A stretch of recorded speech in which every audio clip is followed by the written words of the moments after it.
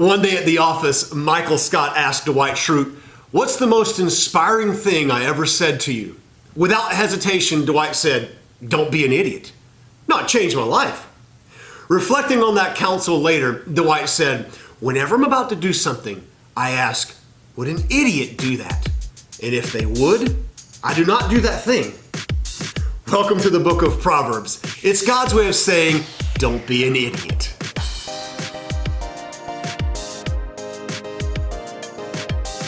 Hey guys, welcome to 30 on Thursdays, the online resource of the Root Church of Tampa Bay at University Mall. Pastor David here with you, and in this week's episode, we're starting a brand new series entitled The King's Counsel, in which we're going to be looking at some of the wisdom that's embedded in the Book of Proverbs. Now, this is a massive book, okay? There's several hundred Proverbs contained in it. We're going to be looking at some of the most repeated ones and some of the most important ones to see what happens when we live our lives by God's Word. Now, rather than just kind of jump into this book, which is pretty big, thought we would just spend this episode kind of teeing up our discussion. So we're going to just kind of go through an overview of the Book of Proverbs, okay? So let's start here. What is the Book of Proverbs? Well, the Book of Proverbs is a book of the Bible that's found in the Old Testament. In case you don't know this, the Old Testament is broken down into three categories, if you will. The first one is the law, the Torah. This is Genesis, Exodus, Leviticus, Numbers, and Deuteronomy, right? Then you have the prophets, which is all those prophets in the Old Testament. And then you also have the writings. And the Book of Proverbs falls into that category, part of the writings. And the Book of Proverbs is basically an appeal by the author to his son to gain wisdom. Like, boy, whatever you do, get yourself some wisdom, okay? So who exactly is that author? Well, fortunately, the very first line of this book tells us who it is. It's none other than Solomon, King Solomon, which is why we're titling this series The King's Counsel. This is advice coming straight from a king, okay? Now, King Solomon became king when his dad, King David, died, okay? He reigned about 950 years before Jesus came to earth, give or take. And what we know is that his entire reign was marked with peace, largely because God is good and because his dad, David, really settled disputes at the border. He was a conquering king, okay? So we know a few things about Solomon. He was the wisest man who ever lived. In fact, other monarchs would come from around the world to sit down in his throne room and interview him, okay? He was also the richest man in his time. He had tons of cash, okay? And he wrote this book of Proverbs, this book of sayings, because that's really what a proverb is. It's a short, clever saying that imparts some truth. We have them here in America, like in the English language, we might say, two wrongs don't make a right. Or don't let your friends go to FSU. You know, it's just these short sayings that really share important truth with your loved ones, okay? Now, in the Hebrew language, the word that is used for knowledge or wisdom sometimes is hokmah. And don't think like it's intelligence or facts or data. When Solomon uses this term hokmah, what he's talking about is applied knowledge. Because you know this. There's a difference between knowing something and acting on it, right? I mean, for example, the person who smokes cigarettes, there's no doubt, there's no chance that they don't understand that there's a proclivity of developing lung cancer if you smoke cigarettes. And yet, because they do smoke cigarettes, they don't act on this knowledge. Solomon's talking about wisdom is knowledge that's acted on in our lives, okay? So why would we study the book of Proverbs? Well, somebody once said, somebody who's smarter than me, noticing that Psalms and Proverbs were back to back in the Old Testament, said, the book of Psalms is a book for Sunday. It's a book for church.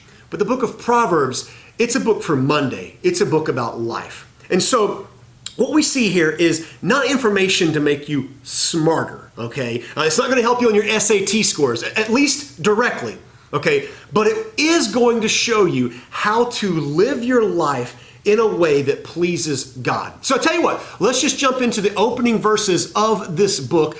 Turn with me to Proverbs chapter 1, verses 1 through 7. Here's what Solomon writes.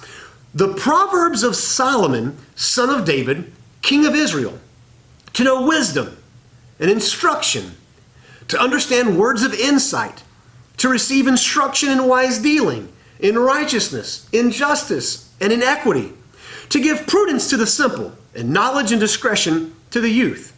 Let the wise hear and increase in learning, and the one who understands obtain knowledge, obtain guidance. To understand a proverb and a saying, the words of the wise and their riddles. The fear of the Lord is the beginning of knowledge, but fools despise wisdom and instruction. Okay, just look at this verse. I mean, look at everything Solomon says wisdom offers to those who seek it. I mean, you get wisdom, you get instruction, you get understanding. You know how to wise dealings, righteousness, justice, equity, prudence to the simple, on and on and on. That we obtain guidance and we understand proverbs and sayings and wise people's riddles. And even this, the fear of the Lord is the beginning of knowledge. Like, wow, this doesn't sound like this is a book about how to be a king. It's a book about life. In fact, you could use these teachings, you could use this truth, whether you're a king or a cook. But think about this, though. Think about what's at stake if you are king or queen, okay? This is what Solomon used. These are the mental tools that he employed in his leadership across his reign as king of Israel. Now, you look at this and you go, man, if wisdom is so important, if wisdom is so influential, it's got to be hard to get some, right? Well, let's see what wisdom says about itself. Check out Proverbs chapter 1, verses 20 through 23. Solomon writes, "Wisdom cries aloud in the street. In the markets she raises her voice. At the head of the noisy streets she cries out. At the entrance of the city gates she speaks. How long, O simple ones, will you love being simple? How long will scoffers delight in their scoffing and fools hate knowledge? If you turn at my reproof, behold, I will pour out my spirit to you. I will make my words known to you." According to Solomon, man, wisdom is there for the taking, okay? Like, you can have as much of it as you want. You know, it looks like Solomon is kind of comparing wisdom to a woman, right? In fact, I'm going to call her Miss Wisdom. And as you read further into the book of Proverbs, you're going to find that Solomon compares and contrasts wisdom to a bunch of other women that are out there seeking his son's attention. And he's basically saying, look here, boy, you better be real careful which one of these women that you court in life, okay? Because wisdom's going to treat you right. All these other women of ill repute, they're just going to drag you down into destruction. I mean, he says that, okay? Don't miss this, though. Miss Wisdom. She's not being flirtatious. She's not being annoying. But look at what she's doing to try to make her offer known. She's crying aloud in the streets. She's raising her voice in the market. Solomon says she's standing at the entrance of the city. She doesn't want there to be any excuses why a person doesn't receive wisdom. She's waving her hands and trying to get people's attention, going, look, come to me for wisdom because it'll change your life. She says, look, if you obey my counsel, if you follow my wisdom, here's what you can expect in life. Okay, so let's actually take a look at some of these Proverbs. Again, we're not going to look at all of them, but just a few of them that we're going to be bumping into across our study of the book of Proverbs. Let's start here. Proverbs chapter 10, verse 27. This is a huge one. The fear of the Lord prolongs life, but the years of the wicked will be cut short. Okay, so you probably noticed here by now that Solomon kind of compares and contrasts two different things in the book of Proverbs. Here he's talking about a long life versus a life that's been cut short, right? But don't miss this. Look at how important his subject is. It's whether or not we live long lives. I mean, so Solomon's like, yeah, if you're interested in staying alive, pay attention to me. If not, you can ignore me, okay? Let's keep going. Proverbs 14, verse 15. He says, the simple believes everything, but the prudent gives thought to his steps. Okay, I probably should pause here and say that Solomon really talks about four different kinds of people in his book, okay? The first person is the wise person, whether it's a man or a woman, okay, or even a child, a son or daughter. He says the wise person is somebody who seeks after wisdom, who lives righteously, who tries to please the Lord, deals faithfully and justly with those around him or her. Okay, that's what a wise person does. That's who a wise person is, okay? But the second kind of person, the first of three people you don't want to be, we're going to call him the simpleton or the simple person.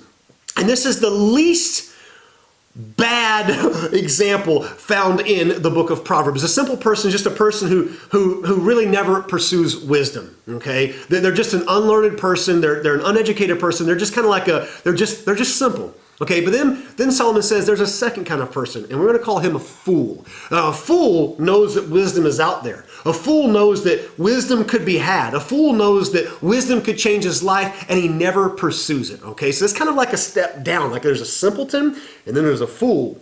But the third kind of person, and this is who Solomon's going to talk about at great length. He goes, it's a scoffer. A scoffer knows that wisdom is out there. Not only does he, like the fool, not pursue it, he actually ridicules its existence. He washes his hand, he walks away throwing his arms up going, it's not for me. He belittles what God is saying. So you want to be a wise person. Okay, you don't want to be a simple person, you don't want to be a fool, and you certainly don't want to be a scoffer, okay? But look at how true this statement is that Solomon utters in Proverbs 14, verse 15. I mean, he says, look, the simple person believes everything, okay, but the prudent person gives thought to his steps. You know this is true, like you see this, right? People who don't care about wisdom, they're always the first to perpetuate rumors, right? Because they don't know what to believe. They don't know what to think because they don't know who to trust, right? This is what Solomon's saying. Let's keep going. Proverbs 16:16.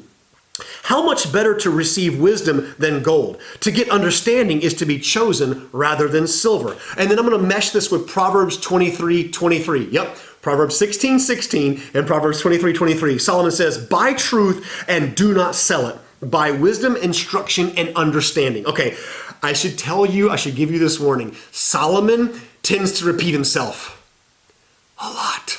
Okay, sometimes it's like the repeating of a certain theme, okay? And sometimes it's like a verbatim, word for word repeating of something he's written down earlier. Like, it's not that he's forgotten he said it, it's just like, hey, I don't know if you caught this the first time. I'm gonna sneak it in here again in chapter 23, okay? So just Solomon repeats himself, and that's for our benefit. But look at this. Solomon says, wisdom and understanding and righteousness, it's better than gold. If you've got a choice to choose between wisdom and gold or silver, always, always, always go with wisdom. That's how important it is. And by the way, this is coming from a guy who had tons of gold, tons of silver. Okay, he's like, this is the key to everything good in life. Wisdom. Let's keep going. Proverbs 17:25.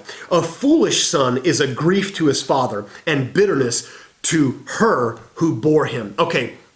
Again, I have to tell you, this is a book written by a dad who happens to be king to his son who's one day going to rule on his throne, okay? And again, we're pretty sure that this guy is Rehoboam, okay, who becomes king after Solomon, his father, dies. You can actually see this story played out in 1 Kings chapter 12. We're going to talk about this in the next few episodes here, but in 1 Kings chapter 12, Rehoboam becomes king, and his very first move, his very first decision is so completely foolish. The first words out of his mouth as king are so moronic. It blows up the entire nation that his father and his grandfather have worked hard to build for him to hand off to him, okay? So Solomon's saying, look here, boy. I mean, pay attention to what I'm saying. Because here's the deal. Even in our day, you and I know parents who've worked hard, and their children who act out of foolishness, they're not seeking wisdom, are kind of like they're undoing, whether it's financial, whether it's, just peace, just this heartache, right? We know parents whose woe is their children. I mean, this is sad, but this is the case, right? And Solomon's going, look, it's true in my day, it's true in your day. The last one we'll look at here, Proverbs chapter 26, verse 11. Like a dog that returns to his vomit is a fool who repeats his folly. Now, I know that's pretty graphic, and that's pretty gross and disgusting, right? But this is kind of like the definition of insanity. You keep doing the same thing over and over and over again, expecting different results, but you don't ever get them. It's like Solomon going, look, the dog Rover, he goes out and he ralphs in the front yard, and then 20 minutes later, he's going back and he's eating it. Okay, that's gross. That is absolutely disgusting. But he goes, that is the existence of a fool. That's the very life of a fool. For example, you keep spending more money than you make. you're going to go further and further and further into debt. That's like a dog returning to his vomit, okay? It's like a person who doesn't understand how relationships work, who always puts him or herself first, and they get married, and then they get divorced, and they get married again, and they get divorced, and they get married again, and they get divorced, and they get married again to one of the former divorcees, and then they get divorced again. I mean, it's just like, yo, you stink at relationships. You're like a dog going back to his vomit. Knock it off. That's what a fool does, okay? So in each of these weeks, I want to talk about what happens if we comply with Solomon's Proverbs, his teaching, and what happens if we don't. So let's just look at what takes place if we live by wisdom. Here are some outcomes. Number one, God openly rewards those who search for wisdom. Now, why? Because God likes to use people for his glory. Now, God can use even the village idiot for his glory because he's God. But he most often uses those who are concerned with his will. Okay, and that's what wisdom does. It helps us understand righteousness and even pushes us, compels us towards it. Okay, wisdom stands out. You know people who have it, and you know people who don't have it. Okay, number two, you'll be favored by God and by others if you live by wisdom. Now, we've already talked about how God feels about wisdom, but get you some wisdom and see what other people think of you. See how other people treat you. I have plenty of friends in my life who are very, very, very wise people, and you do as well. I don't know a single person in my life who goes, I could use a few more idiots hanging around me, okay? That person doesn't exist, okay? People gravitate, whether they know Jesus or not, they gravitate towards wisdom. Number three, you'll be blessed if you live a life of wisdom. Okay, this is the theme that's on repeat over and over and over again in the book of Proverbs. Okay, and I'm going to give you in just a moment a list of some people who did live by wisdom, and you're going to see just how blessed they were. But wisdom, when it's fleshed out with righteousness and obedience, that's what God wants more than anything else. And he rewards those who obey him and search for wisdom and live it out in their lives. Fourthly and lastly, though, and here's the bad news. Here's some tough news. Wisdom is not a guarantee. Okay, this is the hard part. Okay, we're going to talk about, say, the importance of hard work because hard work builds wealth. Hard work usually results in some comfort, some financial freedom. But every once in a while, a Bernie Madoff comes along and steals it all, right? Health is talked about in the book of Proverbs. And like we see and how important it is to maintain good health. And we see a person who doesn't drink, who doesn't smoke, who doesn't do drugs, who eats properly and exercises weekly, and they still sometimes develop cancer, okay? So the book of Proverbs is not your life is always going to be awesome if you obey kind of a book.